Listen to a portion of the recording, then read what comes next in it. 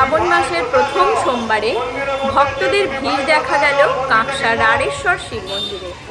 এমনিতেই সারা বছর দর্শনার্থীরা মন্দিরে ভিড় করেন, তবে শ্রাবণ মাসে ভিড় বাড়ে। কথিত আছে, রাজা বল্লাল সেনের জটিল রোগ নির্মূল হয়েছিল রাড়েশ্বর শিবের কৃপায়। এদিন পুজোর লাইনে দাঁড়িয়ে থাকা পায়েল সূত্রধর বলেন, ভক্তি আর বিশ্বাস থাকলে ভগবান কাউকে খালি হাতে ফেরান না।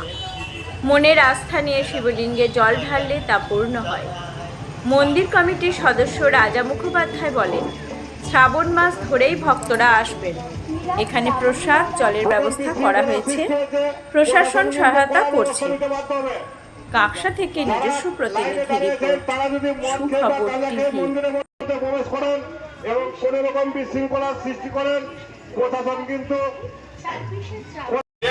ভাই প্রশাসন মন্দিরের মধ্যে যে দুটি ভাই প্রশাসন মন্দিরটা কিন্তু আড্ডা মারার জায়গা নয়।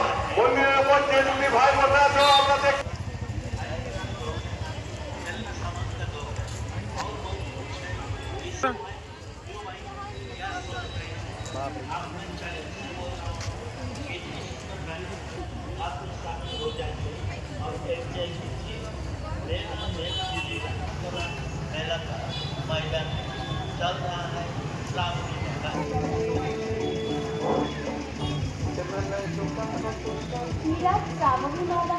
বিশৃঙ্খলা সৃষ্টি হয়েছে, প্রশাসন কিন্তু কড়া ব্যবস্থা নিতে বাধ্য হবে।